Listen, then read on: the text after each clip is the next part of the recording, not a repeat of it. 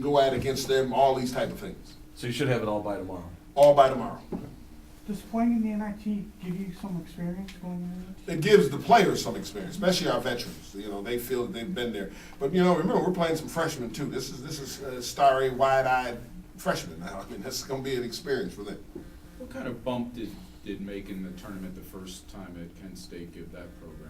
And what specifically do you think it can do? Well, and good question, very good question, because in our first year there with that tournament, we were happy to be there, and you could see it out on the floor.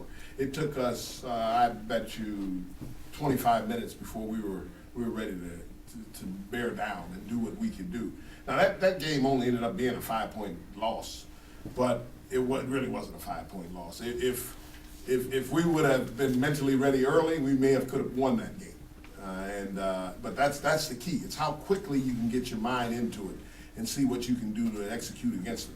You know, and the only one I can go back to this year is like going into a place like Syracuse.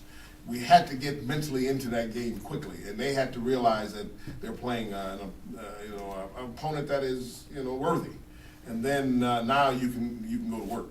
And piggybacking off that a little bit, do you coach any differently going in, bringing these guys in, knowing that they may be a little starry-eyed in the beginning? Do you change anything you do? Yeah, we try to, but the biggest thing you try to do is make sure that they're relaxed. I don't want to take them out of their element, because if you start pressuring them, then the pressure really comes. And there's one person I know is ready for it, because he played on that stage every day with Cedric Jackson. So I don't worry about him in those games.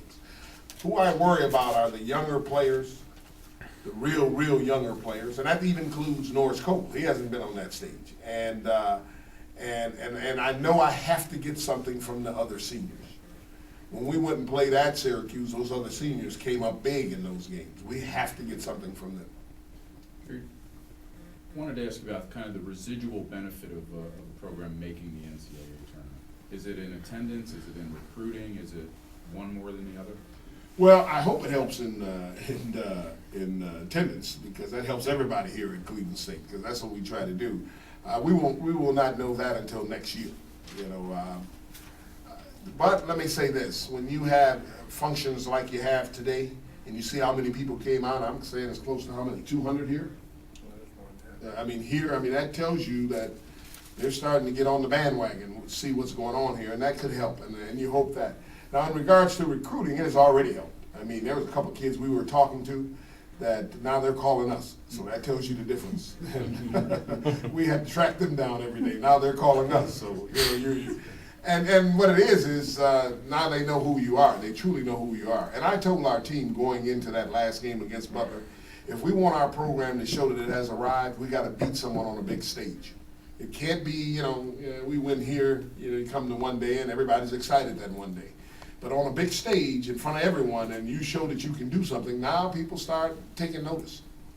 You mentioned the fans. Were you hoping to maybe get a little closer to here, and are you concerned at who can make the trip to Miami? Yeah, I'm hoping that we get some people there, because that helps. I was surprised at how many came out to Indianapolis, that last day. There was quite a few people there for us. 2 separate groups. I thought the kids really made and our adult fans really made an effort to come on out and support us. I don't know if that's going to happen going all the way to Miami, but I'm going to tell you, it's spring trip. These kids been out saying, go enjoy your spring trip in Miami.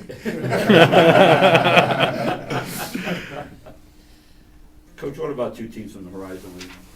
Oh, that's paramount. It says that our program is now one of the top mid-major programs or conferences in the country, and that's what we want to do.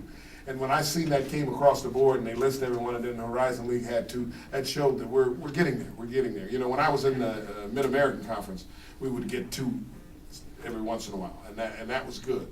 But here we want to constantly do that, and I think we're capable of doing it. And I think the way to do it is the non-league schedule you play. You have to play a tough non-league schedule. That's going to pay off for us in this first game, because we played tough teams. If you don't, then they look at you and they say you're just a mid-major conference, and that's how they look at your program.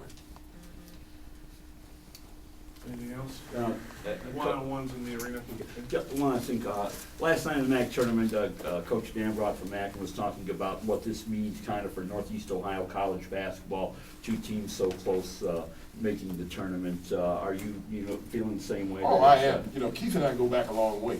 I mean, we go all the way back to Eastern Michigan, and we got a great relationship, and they used our gym so they could get ready to win this championship, and he rubbed on me a couple of times saying, hey, I need to rub off on you so we can get some of that win, and he went out and did it. I thought he did a great job at that.